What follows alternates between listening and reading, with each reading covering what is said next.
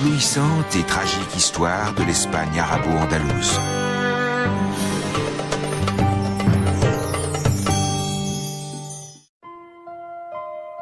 Au pied des grenadiers, des palmiers, des pommiers, au pied de toute merveille pour ton feuillage, nous nous étendrons.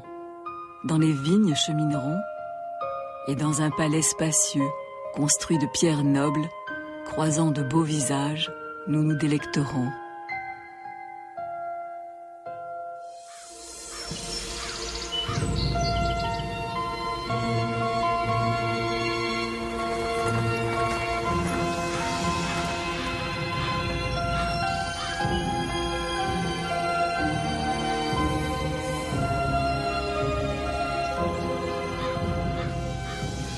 Il y a plus de 1000 ans, Juifs, chrétiens et musulmans vivaient en bon voisinage sur les terres inondées de soleil du sud de l'Espagne, les terres d'Al-Andalus. Leur culture et leur religion alors se croisèrent. Ils recueillirent le savoir des antiques, l'élargirent, frayant ainsi les sentiers qui mèneraient un jour à la Renaissance. Mais ce monde ne résista pas à l'avidité, la peur et l'intolérance. Sectarisme religieux et soif de pouvoir l'emportèrent. Les féconds échanges se raréfièrent, la lumière du savoir s'obscurcit. Et en quelques siècles, cet art du vivre ensemble s'évanouit en fumée. Le temps de la tolérance était perdu, à jamais.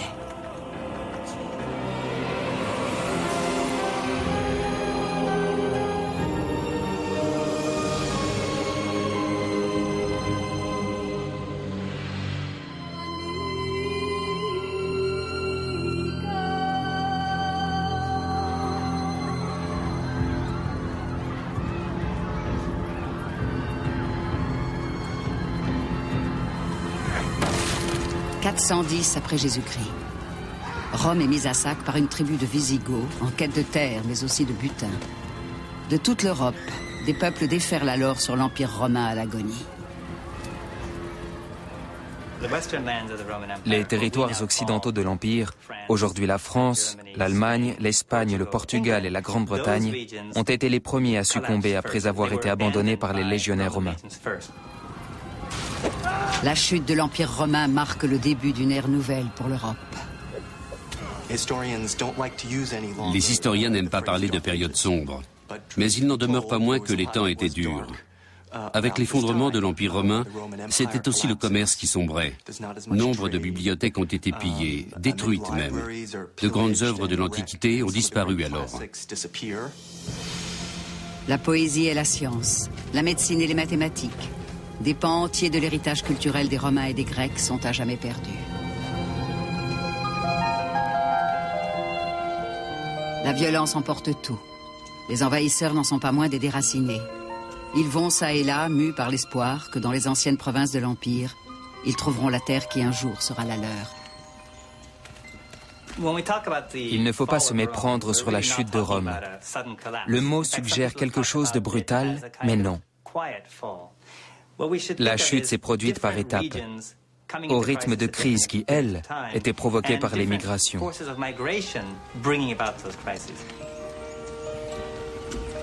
Ces déplacements entraînent un important brassage de cultures au sein des vestiges de l'Empire. En 476, des Visigoths, convertis au christianisme, atteignent la péninsule ibérique, terre aujourd'hui de l'Espagne et du Portugal. Ils y rencontrent des Juifs déjà établis dans des villes comme Cordoue, Grenade et Tolède.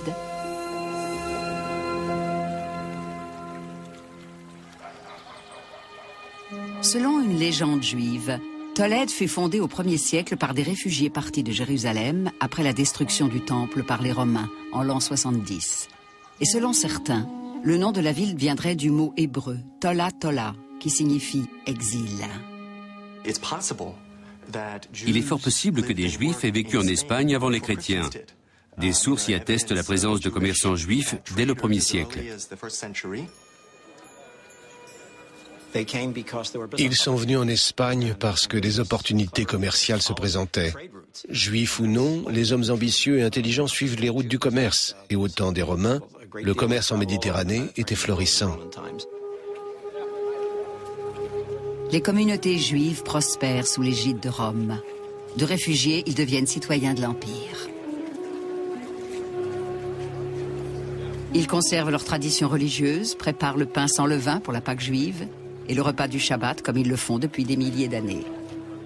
C'est alors qu'au 5e siècle, les Wisigoths envahissent l'Espagne et croient toucher au paradis. L'évêque wisigoth Isidore de Séville écrira encore 2 siècles plus tard. De tous les pays, de l'Occident aux Indes, ô toi, Espagne, sainte et toujours bienheureuse mère des princes et des peuples, tu es la plus belle. Tu es la fierté et le joyau du monde, d'ici-bas, la plus illustre des terres. Pendant le 1er siècle du règne des Wisigoths, les Juifs conservent une certaine liberté, mais n'ont jamais part au pouvoir.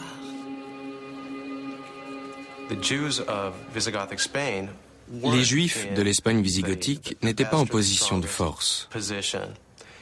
Ils formaient une minorité en marge, au sein d'une société qui ne comprenait pas forcément ses pratiques ou sa religion.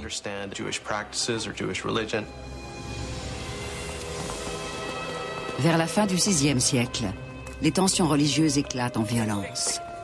Les Wisigoths se convertissent en effet au catholicisme et commencent à persécuter activement les Juifs d'Espagne. La plupart des sources montrent que les rois wisigoths ont promulgué des lois qui comportaient les restrictions classiques infligées aux Juifs. Ils étaient ainsi obligés de se convertir et pouvaient même être réduits en esclavage.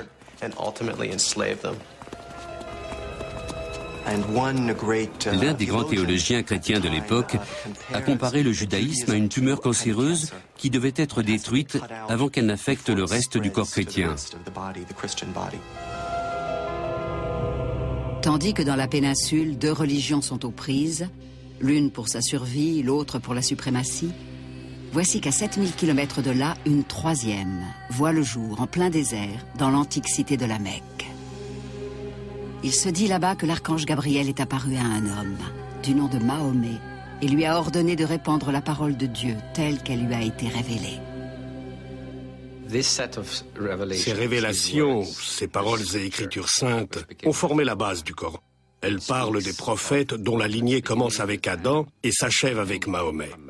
Par elles, la parole de Dieu doit atteindre les 4 coins du monde. Parmi ces prophètes figurent Abraham et Jésus, qui relient ainsi la nouvelle religion, l'islam, au livre saint commun au judaïsme et au christianisme.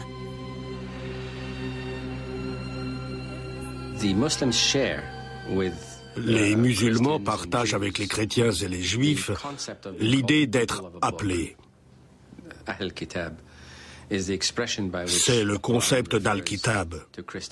Ce terme signifie littéralement gens du livre.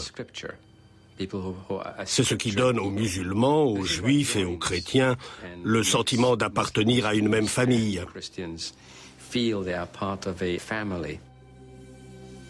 Selon l'islam, Mahomet est le dernier des prophètes, mais sa parole se répand au-delà de sa mort. Le célèbre calife Abou Bakr a dit « Celui qui adore Mahomet, Mahomet est mort. Mais celui qui adore Dieu, Dieu ne mourra jamais. » Cela signifie que le message survit malgré la mort du prophète. La nouvelle croyance unit les tribus d'Arabie et déclenche une incroyable vague de conquête au Proche-Orient. Damas, en Syrie, devient le centre politique de l'islam. L'élan se poursuit sur la côte de l'Afrique du Nord. En un sens, on peut considérer cette expansion musulmane comme un mouvement de migration comparable à celui des Wisigoths, 200 ans plus tôt. En Afrique du Nord, l'islam étend irrésistiblement son empire.